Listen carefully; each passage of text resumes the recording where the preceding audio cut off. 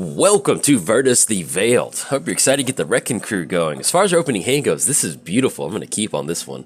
We've got Coffers, we've got Vampiric Tutor to find Urborg, we've got Sword of Feast and Famine, which is basically in this matchup going to be the pickaxe that Virtus has in his hand, especially when we're playing against Hapatra. So I will take this, and we've got Toxic Deluge, which is always nice, a great way to kind of clean up an entire board full of tokens. So let's go to lead off with Swamp, and then we'll decide if we want to go for that Vamp. I'd kind of like to go for some sort of card draw, and we do have Phyrexian Arena in here, so we'll decide what we're going to go for. Let's go and get down Swamp, and then anything else. We're going to go and pass the turn to our opponent. We're playing Virtus the Veiled, partner with Grom, but Grom's not here.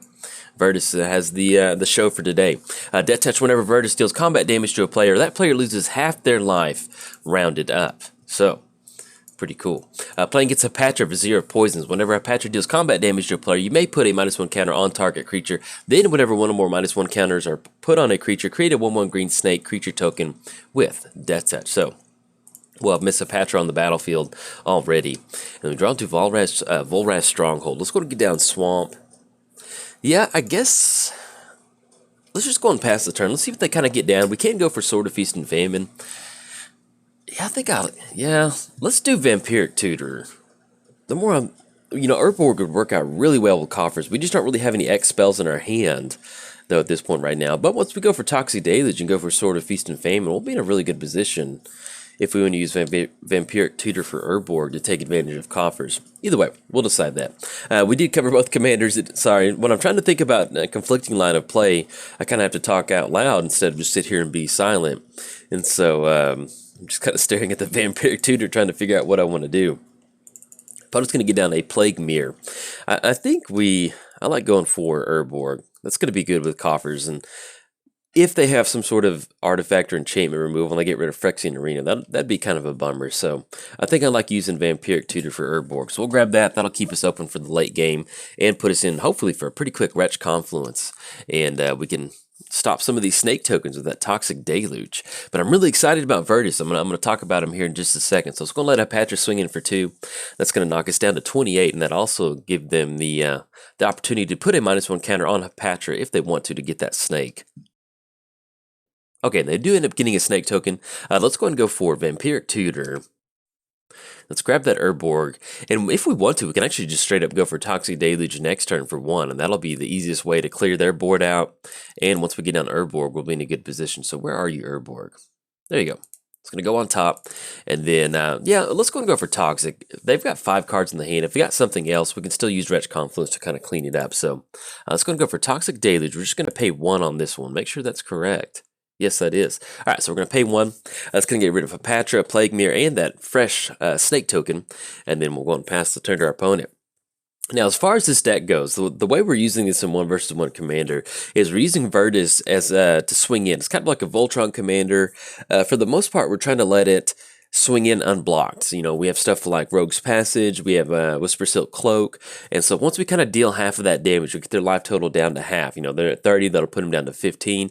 Then we can kind of close it out with big mana, some big black mana. We can use stuff like Exsanguinate, we can use stuff, what is it? We have Exsanguinate, Consume Spirit, Torment of Hellfire. So we have a ton of options in here that really allow us to, once we get our opponent's life total down pretty low within the teens, then we can close it out with some big X spells. And then also stuff like Wound Reflection. That kind of turns it into a one-hit KO too. So that's a really nice draw. Let's go and get down to Coffers. That's going to be 4 that we can tap off of Coffers. Yeah, let's go and go for Virtus.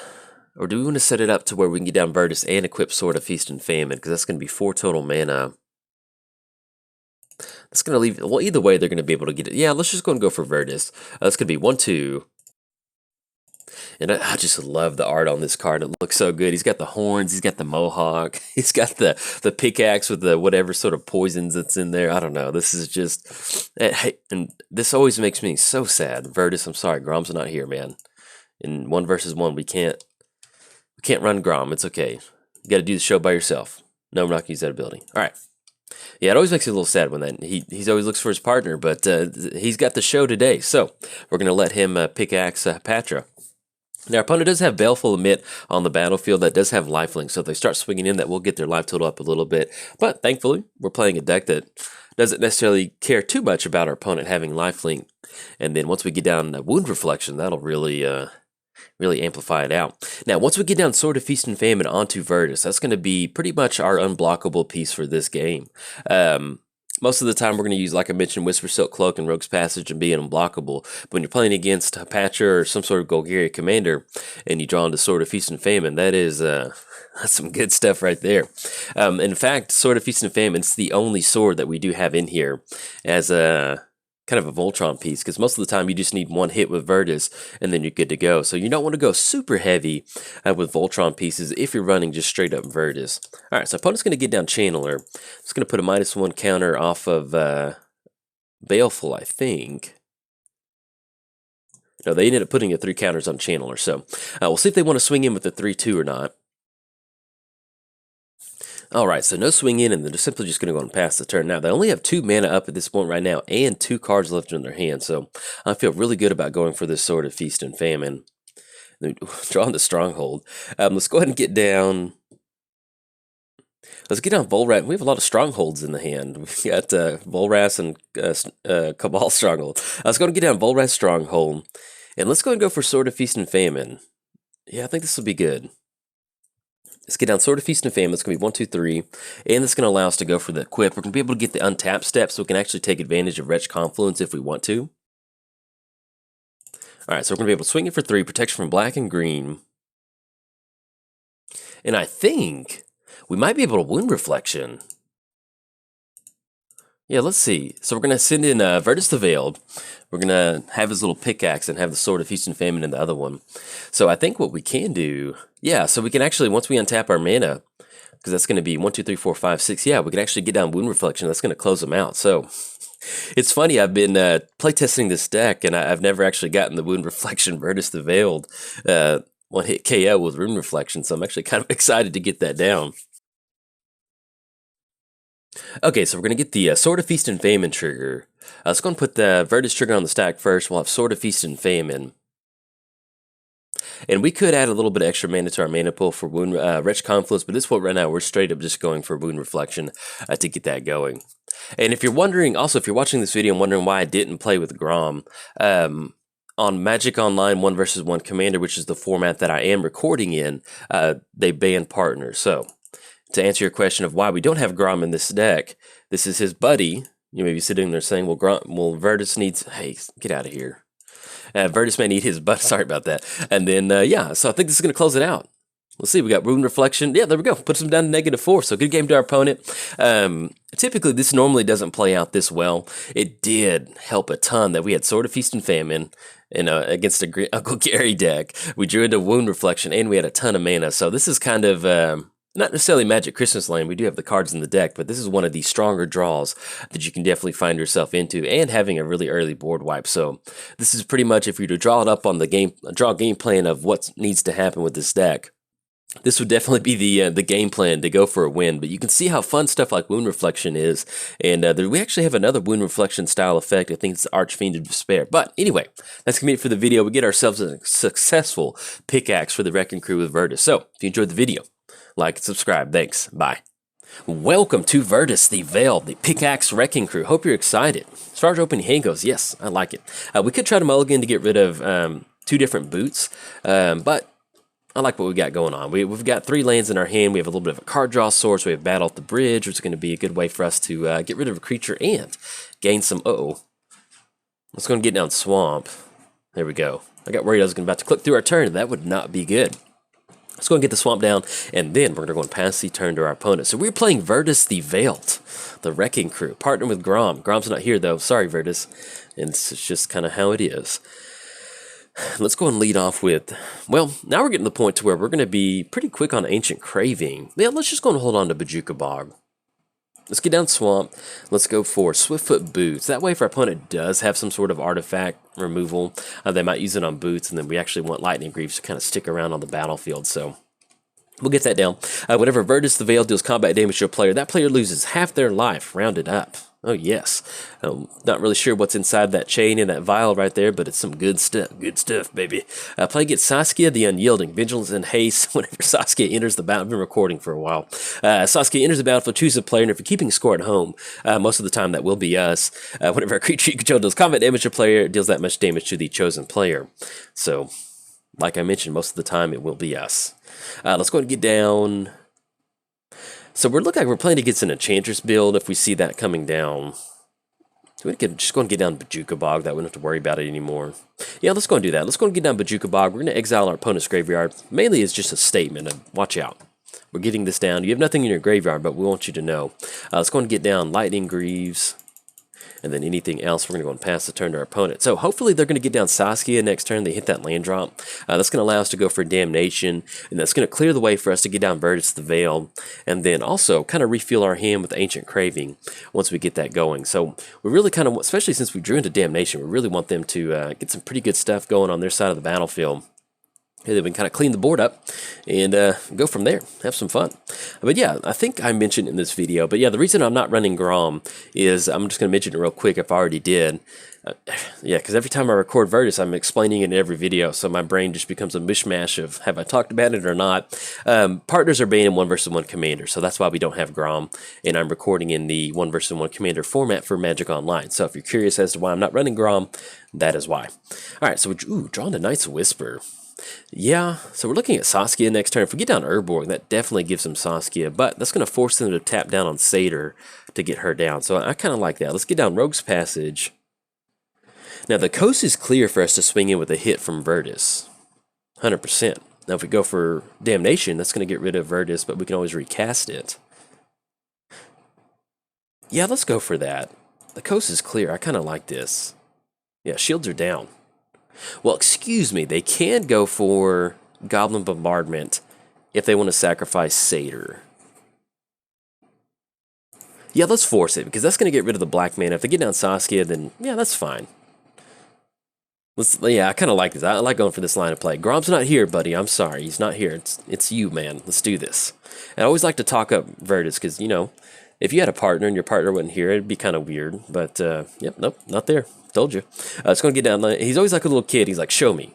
Show me the deck. All right, so we're going to see if we can't force the Goblin. All right, so they do force the Goblin Bombardment. That's perfectly fine. Main thing with Satyr and Chanter is they don't have a black source at this point to get down Saskia. And whenever you're casting a champ spell, they get to draw a card. So definitely want to cut off that card draw.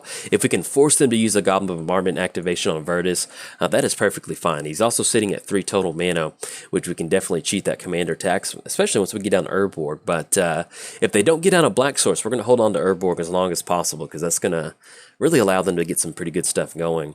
And also with Battle at the Bridge, let's say they do get down a Mana Dork, it may not be the best thing for us to go for, but with Battle at the Bridge, so they do finally run into black source. So we can get down to Urborg, and then we can do our normal game plan of going for Ancient Craving and Knight's Whisper. That'll refuel our hand, and hopefully we can get a really nice reset button hit once they get down Saskia. It looks like this might be Saskia too. All right, she does have haste, so, and that's going to be 1, 2, 3, 4, 5. That's going to be 5 total.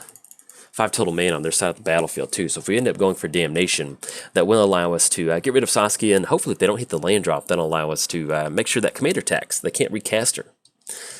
Alright, so they're going to deal that extra damage. We'll go up to 22, go down to 22, and let's see what else they're getting down. Farseek, okay, so that will allow them to recast Saskia. At this point right now, I kind of like going for Damnation, because if we keep her on the battlefield, or if we go for Ancient Craving, or if we run into Josuves, that's also a nice one too. We just need to open our mana up, and that'll give us a ton of creatures. Yeah, we have Battle at the Bridge, so let's do that. Let's go for Ancient Craving. We're going to draw 3 cards and lose 3 live. Yeah, I like this, because we can bounce. Oh, especially we draw into Vendetta, we draw into Toxic Deluge. Yeah, this is exactly what we wanted to see. So we just want to get some sort of way to get a ton of board wipes going. So there's nothing else that we can do right now. We could go for Battle at the Bridge, but it's just really going to knock them down to 2. So we're just going to go and pass the turn, and fingers crossed, hope that we don't get killed this one particular turn. And then hopefully we can kind of bounce back with Battle at the Bridge. Now, if they do get down some sort of creature, we do have Vendetta. Hopefully if it's a Mana Dork, we can use Vendetta to take care of that. And also, Vendetta is one of those cards that is really good. Destroy target non-black creature. You lose life equal to that creature's toughness. So For 1 black mana, it's really kind of like black sword to plowshare a little bit. I know it's not that good. You can't target. Ooh, Elspeth Sun's Champion. Okay. So that's going to be some good tokens. We do have a haste option with Swiftfoot Boots. So they go for the +1. That's going to make it a 5. We go for Toxic for 4. Yeah, we'll see how we want to sequence this next turn. Yeah, we'll see. All right, so let's see what we're drawn to. Drawn to Mind Stone, which is not exactly what we wanted to see. We go for Damnation for 4. 1, 2, 3, 4. Then they get down Saskia again next turn. And if we want to kind of rebound, because let's see, there's going to be double the damage. A swing in for 3, get the soldier tokens going. We go for Damnation.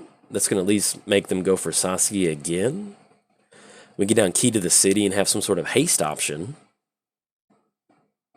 Yeah, I think Damnation is where it's at, because we need to get a good reset. So let's go for Damnation. So we 1, 2, 3, 4. Actually, if we want to be aggressive, we have to pay 4 for Toxic. That's going to put us all the way down to 9. 2 off of Knight's Whisper is going to put us down to 7. Saskia is going to be able to deal 3. And then they sack Goblin Bombardment to deal some damage. Yeah, we need to go for Damnation. That's a little too aggressive.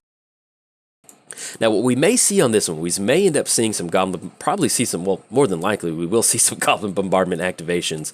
Yeah, that's going to be 4 damage. It's going to put us down to 9. And hopefully that still should allow us to kind of survive. That might put us in a position to where they can deal Saskia damage and with the soldier tokens and deal Goblin Bombardment. We'll see. Yeah, because Saskia is going to be able to swing it for 3 and then double the damage. That's going to be 6. Puts us down. Yeah. So actually, I think they can close it out. It depends. Let's see what they end up going for. But if we can stick a battle at the bridge for next turn, if that can survive for 1 more turn, we can gain a little bit of life. But I think either way, between Elspeth coming down and then Saskia coming down. Ooh, Vampiric Tutor during the upkeep. Okay. So let's see what we have in store for us. Yeah, they're doing up cracking grasslands. They're going to grab a land. But yeah, this is one of those decks that it's a lot of fun to play. And man, I'm seriously thinking I want to build this in paper. This is, I don't know, I just love the, like when Battle Bond released, the fact that they had this like arena style. Oh, and Porphyros too. Oh, look at that. We're going for style points at this point right now. It's going to put us down to 3, and then they sack it out. Nice. Good game. Went for the style points, 100%. Yeah, I'll take that. I'll take a Porphyros with a Goblin Bombardment win any day from our opponent. Even if we force the Vendetta, they're still going to be able to sacrifice it in response. So we'll just go and give our opponent the satisfaction of that and let them go and close it out. But yeah, I'm thinking about building this deck. I don't know, it seems like a lot of fun. But our opponent will get it on this one. Good game to our opponent. You can see where they were playing against a Saskia deck, and you were kind of worried about it being some sort of super aggro deck or something. But we got hit by a ton of tokens, which is, I don't know, pretty cool. It's always fun to see different enchantment builds like this, or different builds of Saskia that aren't a little bit more non-traditional. So good game to our opponent. We tried to get Virtus on the battlefield. We tried to get that to stick, but unfortunately that didn't happen.